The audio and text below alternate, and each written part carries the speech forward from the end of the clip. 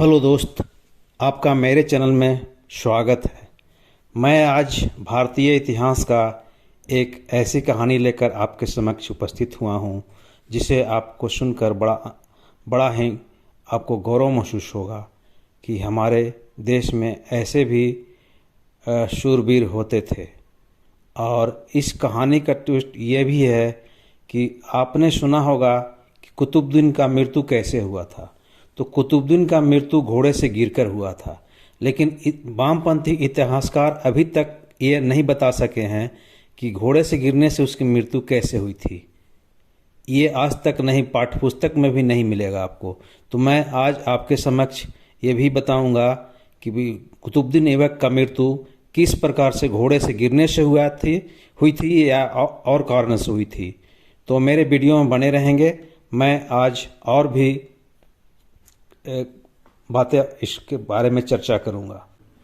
ये बात उस समय की है जब मोहम्मद गौरी के भारत पर आक्रमण के दौरान उसके सेनापति कुतुबुद्दीन ऐबक ने विलक्षण सैन्य प्रतिभा का परिचय दिया था। पृथ्वीराज चौहान के खिलाफ तराइन युद्ध के दौरान ऐबक निरंतर गौरी के साथ बना रहा। वैसे तो कुतुबुद्दीन ऐबक को मोहम्मद गौरी ने एक गुलाम के तौर पर खरीदा था, लेकिन उसके काम करने का तरीका और शासन का तरीका या तलवारबाजी घुड़सवारी में माहिर था वो, इसलिए मोहम्मद गौरी उससे बहुत खुश रहा करता था। अतः उसको अच्छे पद पर उसको रखा। इसके बाद अपने काम काज के बदौलत उसने मोहम्मद गौरी का प्रिय पात्र बन गया। तो मैं उसी समय का बात कर रहा हूँ। मोहम्मद गौरी ने उसे भारतीय प्रदेशों का सूबेदार भी नियुक्त किया था। मोहम्मद गौरी के गजनी लौट जाने के बाद कुतुबुद्दीन ऐबक ने अपने स्वामी के द्वारा जीते हुए प्रदेशों को न केवल तुर्कों के आधिपत्य में रखा, बल्कि राज्य विस्तार करना भी शुरू किया। कुतुबुद्दीन ऐबक ने अपने राज्य विस्तार के क्रम में अनहिलवाड़, कालिंजर, महोबा, खजुराहो, कालपी और बदायूं में भयंकर मारकाट मचाई थी। उसने चंदावर के जंग में न केवल कनौज के शासक जयचंद को पराजित किया था, बल्कि मेवाड़ पर भी आक्रमण किया था। जयचंद वही जो पृथ्वीराज द्वितीय को धोखा दिए थे, माने उनके साथ धोखा करके मोहम्मद गौरी को उन पर विजय दिलवाई थी, उनसे गद्दारी करके। तो मैं बात करता हूँ मेवाड़ के शासक कर्ण सिंह की सनिचिका राजमाता कर्ण देवी की। रावल शाखा की शुरुआत करने वाले क्षेम सिंह का पुत्र सामंत सिंह 1172 ईस्वी में मेवाड़ का शासक बना। सामंत सिंह का विवाह अजमेर के चौहान शासक पृथ्वीराज द्वितीय की बहन पृथ्वी बाई के साथ हुआ। वही पृथ्वीराज द्वितीय जिनके साथ युद्ध हुआ था मोहम्मद गौरी का। जब नाडौल के चौहान शासक कीर्तिपाल और पृथ्वीराज द्वितीय के बीच अनबन हो गई, तब कीर्तिपाल ने मेवाड़ पर आक्रमण कर सामंत सिंह को पराजित कर दिया और मेवाड़ राज छीन लिया। सामंत सिंह ने 1178 ईस्वी में बागड़ जाकर अपना नया राज बनाया। वहाँ एक राजा से युद्ध भी किया और उस पर विजय भी पाए। उनका विजय पाना बहुत उनको खुशी मिला, चूँकि उनसे पराजित हो गए थे, कीर्तिपाल से पराजित होकर वो भटक रहे थे जंगलों में। और फिर से दूसरे राजा को हराकर जब उनको खुशी मिला तो उन्होंने उस जंगल को, उस राज्य को अपने अंडर में मातहत में किया और वहाँ अपने राजधानी बटपदक बड़ौदा थी उनकी राजधानी, जिसकी नई राजधानी बसाई, जिसका नाम बटपदक बड़ौदा थी। क्षेम सिंह के छोटे पुत्र कुमार सिंह ने 1179 ईस्वी में कीर्तिपाल सिंह के साथ युद्ध किया और कीर्तिपाल को हराकर मेवाड़ पर पुनः अधिकार कर लिया। ये वही कीर्तिपाल है जिसने सामंत सिंह को हराया था, कुमार सिंह के बड़े भाई को। तो कुमार सिंह ने बदला भी ले लिया अपने बड़े भाई का, कीर्तिपाल को हराकर।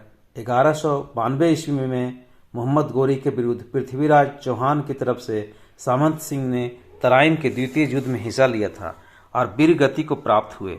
सामंत सिंह की मृत्यु के पश्चात उनका अल्पवयस्क पुत्र कर्ण सिंह मेवाड़ की गद्दी पर बैठा। सामंत सिंह की पहली रानी प्रथा और उनकी साथ ही सती हो गई थी। जब सामंत सिंह की मृत्यु हुई तो उनकी पहली रानी, बड़ी रानी जो प्रथा थी, उनके साथ सती हो गई थी, जबकि दूसरी रानी कर्म देवी अल्पवयस्क शासक कर्ण सिंह की संरक्षिका बनी। चूंकि कर्ण सिंह बालक थे, अतः जो उनकी छोटी रानी कर्म देवी है, करुणा देवी भी उसको कहा गया है, वो कर्ण सिंह की संरक्षिका बनी और शासन व्यवस्था का उसने अपने बागडोर अपने हाथों में ले लिया। साहसी और वीर रानी कर्म देवी अपने नाबालिग बेटे कर्ण सिंह को सिंहासन पर बैठाकर स्वयं मेवाड़ का राजकाज भली भांति संभाल रही थी। सामंत सिंह की मृत्यु और नाबालिग शासक कर्ण सिंह की कमजोर स्थिति को भांपकर कुतुबुद्दीन ऐबक ने एक विशाल तुर्की सेना के साथ मेवाड़ पर आक्रमण कर दिया। कुतुबुद्दीन ऐबक के द्वारा किया जाने वाला यह औचक आक्रमण मेवाड़ी राजपूतों के बीच चिंता का विषय बन गया, क्योंकि युद्ध में उनकी सेना का नेतृत्व करने वाला कोई नहीं दिख रहा था। तभी मेवाड़ की राजनेता कर्णदेवी ने अपने मेवाड़ी सैनिकों से कहा, यह सच है कि अभी कर्ण सिंह बहुत छोटा है। महाराणा सामंत सिंह भी आज हमारे बीच नहीं है, लेकिन मैं अभी जीवित हूँ। आप सभी युद्ध की तैयारी कीजिए। सेना के नेतृत्व मैं स्वयं करूंगी। कर्ण देवी के रहते मेवाड़ को कमजोर नहीं समझे। राजमाता कर्ण देवी की सैन्य संचालन से मेवाड़ के राजपूतों में साहस का संचार हो गया। युद्ध के लिए उन्मत्त राजपूत योद्धा ने आगे बढ़कर कुतुबुद्दीन ऐबक का सामना करने का निर्णय लिया।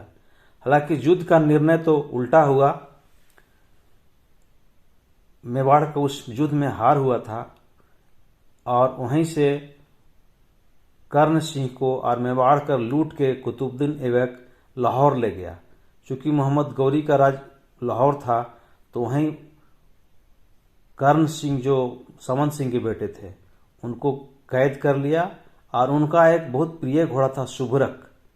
जैसे चेतक का नाम सुने होंगे, चेतक का नाम इतिहास में विश्व प्रसिद्ध है, उसी तरह सुभरक भी है। तो सुभरक को भी कुतुबुद्दीन ऐबक ने अपने साथ ले गया और राजकुमार को भी साथ ले गया और उन्हें जेल खाना में डाल दिया, लाहौर ले जा करके। एक समय ये वहाँ के मेवाड़ के राजकुमार कैद से निकलने का योजना बनाए और कैद से निकलने के लिए जेल से भाग निकले, लेकिन पकड़ लिए गए। पकड़ लेने के बाद जब सैनिकों ने उनको कुतुबुद्दीन ऐबक के सामने पेश किया, तो कुतुबुद्दीन ऐबक ने उनको मृत्यु दंड दिया और उसका सर कलम करने को कहा। फिर सैनिक उसे लेकर एक मैदान में गए, खेल का मैदान था। उस समय पहले भी पोलो खेला जाता था, लेकिन खेलने का तरीका आज के आधुनिक पोलो से अलग था। तो प्लान ये रचा कि कर्ण सिंह का मस्तक को काटकर उस मुंडी से हम लोग पोलो खेलेंगे। तो सुभरक घोड़ा पर सवार होकर कुतुबुद्दीन ऐबक उस मैदान में पहुंचा और राजकुमार कर्ण सिंह को भी उसी मैदान में ले जाया गया और वहीं पर इनको जंजीरों से मुक्त किया गया। इनके हाथ पैर जो बंधे हुए थे खोल दिए गए, चूंकि इनका मस्तक काट के उसको पोलो खेलना था। तो उसी वक्त सुभरक घोड़ा का नजर अपने राजकुमार कर्ण सिंह पर पड़ा। घोड़ा के आंसू निकल गए और बहुत गुस्सा हुआ और उन्होंने अपने ऊपर सवार कुतुबुद्दीन ऐबक को पटक दिया। अब पटकने के बाद अपने पैरों से कुतुबुद्दीन ऐबक के शरीर पर 10-12 बार चोट किया, जिससे कुतुबुद्दीन ऐबक का प्राण पखेरु वहीं पर उड़ गया, माने मर गया। इसके बाद कुतुबुद्दीन ऐबक के सैनिक अवाक रह गए और देखने लगे ये कैसे हो गया। तब तक जो राजकुमार आजाद था घोड़े पर बैठा और घोड़े को इशारा किया, घोड़ा उनको लेके उड़ चला। वो घोड़ा भी बहुत तेज दौड़ता था, ऐसा दौड़ा कि कहीं भी विश्राम नहीं किया, सीधे आकर मेवाड़ में रुका। अब मेवाड़ में रुकने के बाद राजकुमार जब घोड़े से उतरे और उसके माथा पर हाथ फेरा तो घोड़ा ढुलक पड़ा, नीचे गिर गया, उसके प्राण पखेरु उड़ गए थे। चूंकि घोड़ा लाहौर से चला और मेवाड़ तक आया, बिना रुके हुए, बिना थके हुए दौड़ता रहा और सीधे आके मेवाड़ रुका। तो उसके प्राण पखेरु उड़ गए। राजकुमार बहुत दुखी हुए, लेकिन राजकुमार का जान तो बचा लिया। वाह रे घोड़ा, क्या स्वामी भक्ति है! मेवाड़ के इंसान तो क्या, पशुओं में भी कितनी वीरता थी और समझ थी। ये मेरी कहानी है। आपको कैसा लगा इस पर कमेंट करेंगे और लाइक सब्सक्राइब करेंगे। कमेंट करेगा तब हमको पता चलेगा कि मैं कहानी किस प्रकार आप लोगों के समक्ष रखा, आप लोग पसंद किए, तो इसमें मेरा उत्साह वर्धन होगा। और उत्साह वर्धन होगा तो मैं आपके बीच में और भी कहानियाँ लेके आऊँगा। तो धन्यवाद कहानी बने रहने के लिए।